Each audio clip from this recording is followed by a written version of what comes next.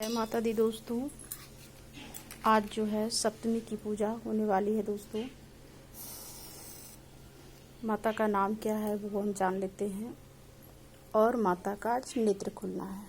तो देखिए आज सप्तमी की पूजा के लिए हमें क्या क्या तैयारी करनी है वो भी हम देख लेते हैं।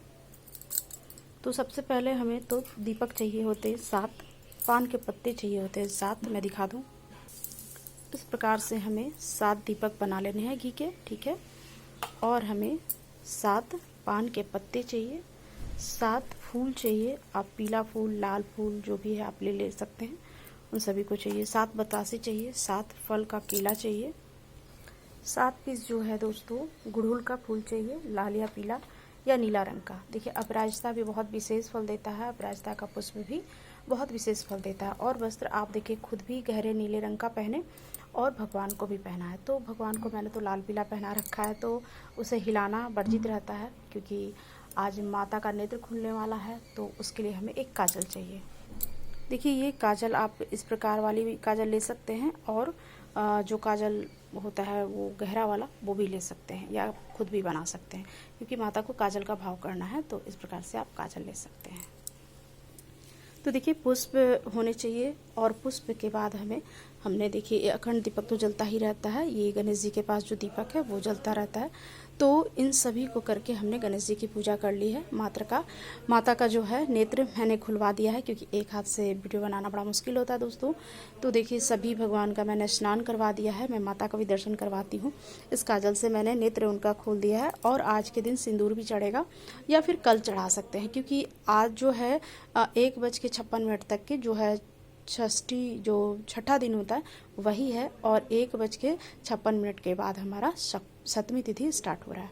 तो उसी प्रकार से पूजा करना है दोस्तों। तो देखिए इस प्रकार से आपको 7 दीपक बना लेने हैं, 7 फूल ले लेने हैं, 7 पान के पत्ते ले लेने हैं, और हमें 1 नारियल ले लेना है बलि देने के लिए, और कुछ श्रृंगार का सामान ले लेना है। तो जो भी आप सिंदूर, बिंदी, चूड़ी जो भी आपके पास उपलब्ध है वो ले लेना है।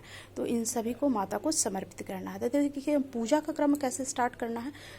मैंने जो दीपक है वो सब जला लिया है, माता का नेत्र मैंने खुलवा दिया है, उनका साज सज्जा मैंने कर दिया है। अब मैं दर्शन करवाती हूँ और उन्हें जो क्या बोलते हैं उसको, गोद भराई जो उनकी करनी है वो हम देख लेते हैं कैसे करना है, उनकी कथा भी सुन लेते हैं। तो इस प्रकार से मैं पूजा स्टार्ट करनी। कलश की भी पूजा हो चुकी है। देखिए माता के श्रृंगार के बाद माता को दर्पण दिखाना बहुत ज़रूरी है। तो बिना दर्पण दिखाए उन्हें नहीं, उनका श्रृंगार पूरा नहीं हो सकता है। तो उनके लिए एक दर्पण भी रखें, उन्हें दर्पण भी दिखाना है, ठीक है। तो देखिए मेरी मैया की दर्शन, ये हमारी माँ सरस्वती हैं और ये हमारी माँ लक्ष्मी और ये हमारी माँ अम्बे। जय माता दी, जयकारा शेरा वाली दा, साचे दरबार की जय। ये देखिए हमारी माता रानी के दर्शन, और ये कलश महाराज के दर्शन, ये हमारी राधा प्यारी के दर्शन, ये गणेश जी के दर्शन। तो अब मैं जो है माता का गोद भराई करूँगी और नारियल का बलि चढ़ेगा। तो नारियल तो महिलाओं को नहीं तोड़ना होता, बलि नहीं देना होता है, तो पतिदेव ही बलि देंगे। तो वो सिर्फ बलि दे करके यहाँ पे नारियल को स्थापित करेंगे, ठीक है। तो सबसे पहले हमने स्नान करवा लिया है, गणेश जी की भी पूजा कर ली है, ये देखिए। तो सबसे पहले हम जान लेते हैं कि आज कौन सी माता का पूजा है। तो देखिए आज सप्तमी तिथि है। सप्तमी तिथि के दिन माँ कालरात्रि की पूजा होती है, ठीक है। तो कालरात्रि को जो नीला रंग गहरा है, क्योंकि कालरात्रि है तो गहरे रंग का उन्हें पसंद है। नीला रंग, ब्लैक रंग भी चढ़ता है, बट नीला रंग उन्हें, गहरा नीला रंग बहुत बेहद प्रिय है। तो नीले रंग का वस्त्र पहना सकते हैं। देखिए मैं माता रानी को तो हिलाना नहीं रहता, बट आप चुन्नी लगा सकते हैं, मैं ला नहीं पाई। तो माता को नीले रंग के आप पुष्प भी चढ़ा सकते हैं। जैसे अपराजिता का जो पुष्प होता है दोस्तों वो विशेष फल देने वाला होता है। तो देखिए नीला रंग का आज बस अपराजिता तो नहीं खिला, बट उजले रंग का अपराजिता जो है 7 के क्रम में खिला। तो मैं उसी से उनकी गोद भराई करूँगी। और अष्टमी के दिन कल के दिन सिंदूर चढ़ाने के बाद आप भी फिर से गोद भराई कर सकते हैं, ठीक है। नौमी तिथि के दिन भी आप गोद भराई कर सकते हैं। तो आज से 3 दिन तक आप लगातार गोद भराई कर सकते हैं।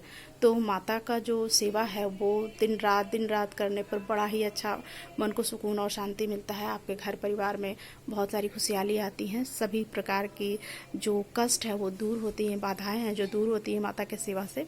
तो इस प्रकार से हम माता की गोद भराई करेंगे। तो देखिए, गोद भराई करने का भी एक नियम है, क्रम है। जैसे कि हमने जिस तरह से सूरज उगता है ना, तो पूर्व दिशा जैसे ये हो गया, तो इसके बाद जो है ये जो दिशा आती है दोस्तों, तो ये दक्षिण दिशा अगर हम इस क्रम में चढ़ाते हैं, आप समझ लीजिए।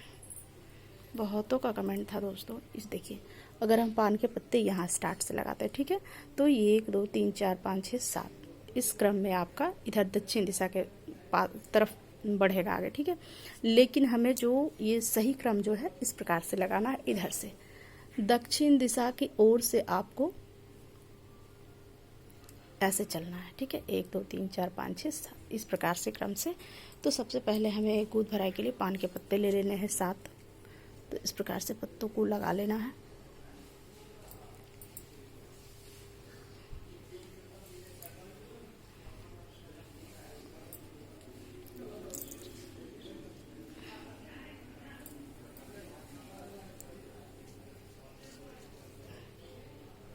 छः और 1 7, ठीक है।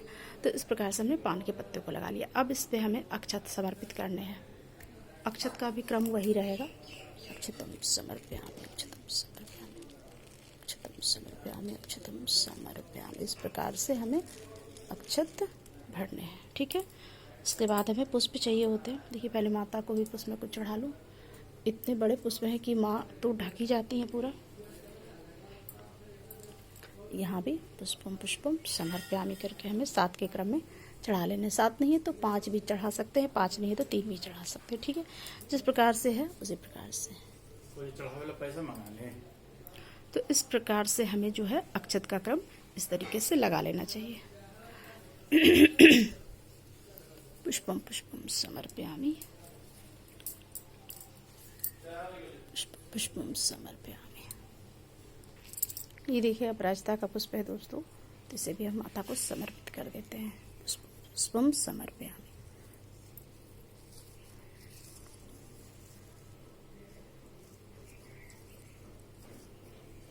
बिल्कुल 7 के ही क्रम में ये हुआ है, ये देखिए।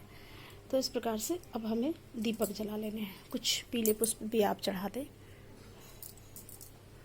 पुष्पम समर्पयामि।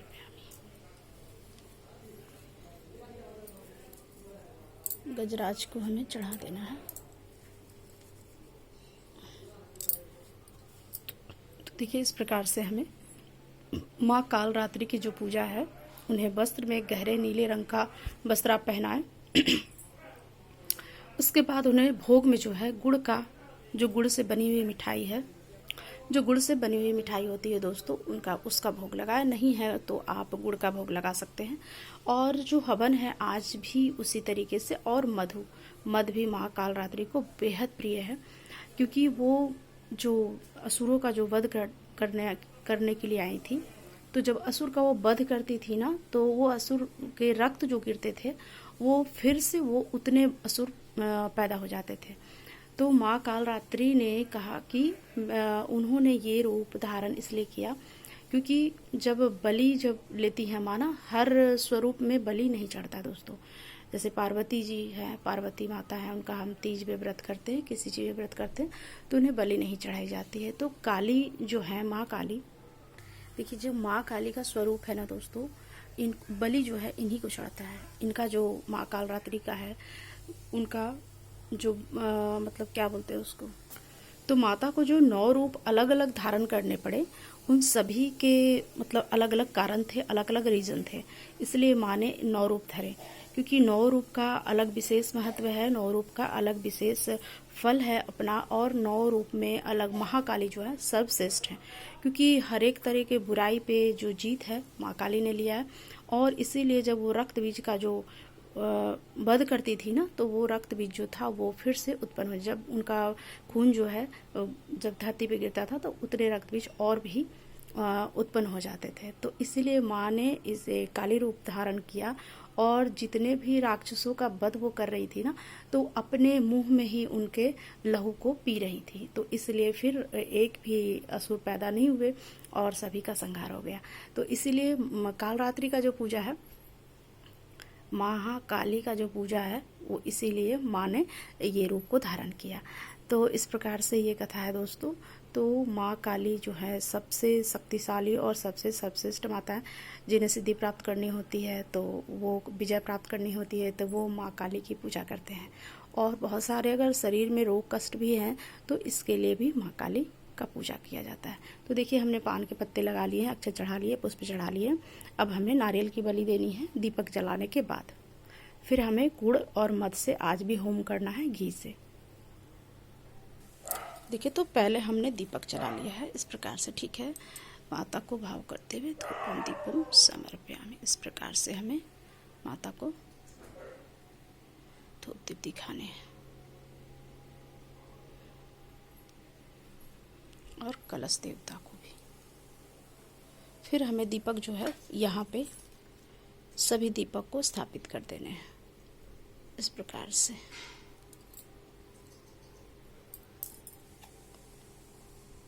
धूपम दीपम समर्पयामि, माँ से प्रार्थना करते हुए कि माँ मेरी पूजा सेवा को स्वीकार करो। और उसके बाद हमें सारा दीपक यहाँ लगाना है। और ये देखिए, पतिदेव ने नारियल की बलि दे दी है, तो माता को चढ़ा के मैंने संकल्प लेकर के, क्योंकि इस नारियल को लाल कर देना होता है दोस्तों, तो ये बलि यहाँ समर्पित हो गई माता को।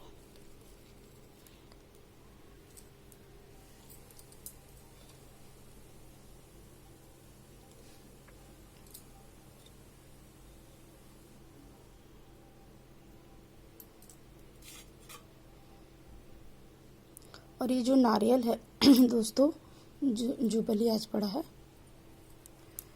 वो पूरे अभी 9वीं तक के यहीं रहेगा माता के पास। तो देखिए, इस प्रकार से हमें दीपक जला लेने हैं।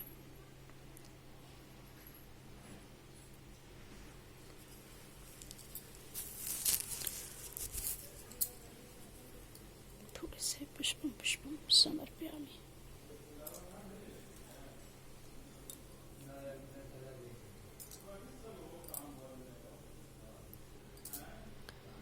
फिर हमें धूप का भाव करना है। माँ मेरे धूप दीप को स्वीकार करो, माँ मे जगदम्बे, धूपम दीपम समर्पयामि।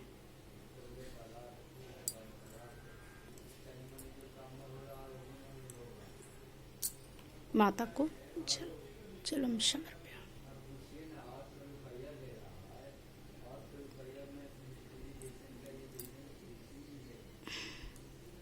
और हम गुड़ और मध का भोग लगाएंगे, ठीक है।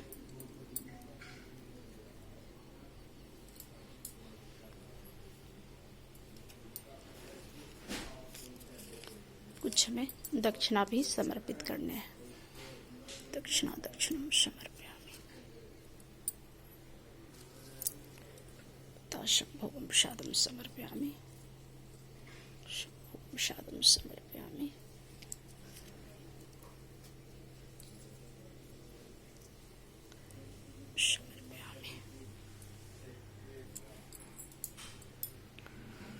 मधु मधु समर्पयामि।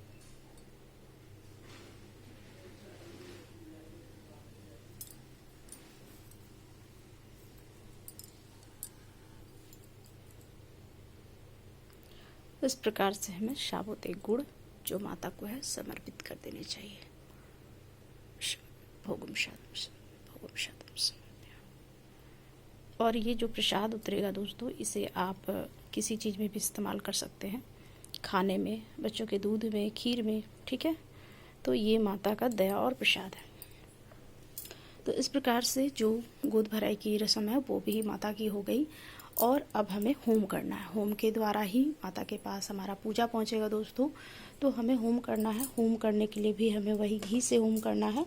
या देवी सर्वभूतेषु शक्ति रूपेण संस्थिता नमस्तस्यै नमस्तस्यै नमस्तस्यै नमो नमः का जाप करते हुए हमें 3 बारी, 5 बारी, 11 बारी, 108 बारी, जितने बार आपको सामर्थ्य है उस हिसाब से होम करना है। और फिर उस होम में जो है गुड़ और मध का भोग लगाना है। तो देखिए हमारे उपले हो रहे हैं तैयार। तो देखिए उसके बाद माता को हम कुछ श्रृंगार चढ़ा देते हैं। तो जो भी है आपके पास श्रृंगार चढ़ा दे माँ को। श्रृंगारम श्रृंगारम समर्पयामि। कुछ यहाँ पे हाथों पे भी चढ़ा सकते हैं इस प्रकार से। श्रृंगारम श्रृंगारम समर्पयामि। जगह नहीं है यहाँ पे तो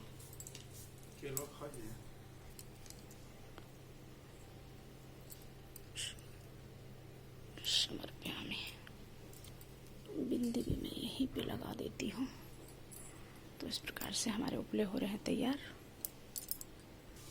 दक्षिणा मैंने कुछ वहाँ चढ़ा दिया है, कुछ दक्षिणा जो है आपको सिक्के के तौर पे चढ़ाने हैं। दक्षिणा दक्षिणम समर्पयामि। तो जब तक के हमारे उपले हो रहे तैयार तब तक हम भोलेनाथ को स्नान ध्यान हमने सब करा दिया है, सिर्फ भोग प्रसाद लगाने हैं। और ये हमारे कृष्ण कन्हैया को भोग प्रसादम समर्पयामि। तुलसीपुत्रम भोग प्रसादम समर्पयामि। शिवपुत्रम जलम समर्पयामि। इस प्रकार से हम अपने सभी भगवान को भोग लगाते जब तक हमारे उपले भी हो जाएंगे तैयार और हवन के लिए रेडी हो जाएंगे।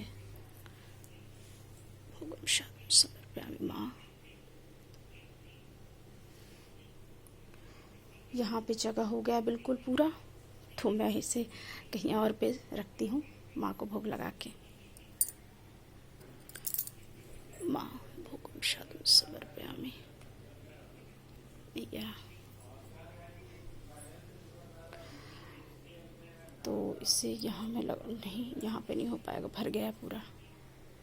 देखिए मेरे उपले हो गए हैं तैयार। अब मैं माँ के लिए इसमें हवन कर लेती हूँ। देखिए इस प्रकार से घी से आपको हवन करने हैं दोस्तों।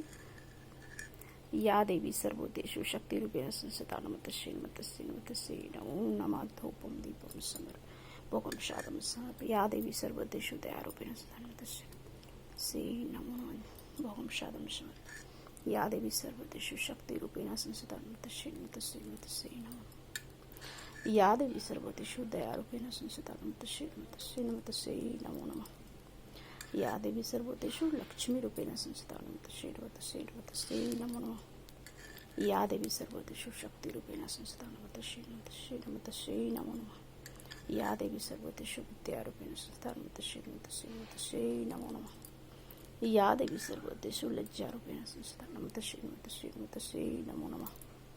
या देवी सर्वभूतेषु क्षमा रूपेण संस्थिता नमस्तस्यै नमस्तस्यै नमस्तस्यै नमो नमः। भोगं प्रसादं समर्पयामि। फिर हमें शहद से भोग लगाने हैं। समर्पयामि। इस तरीके से भोग हो गया।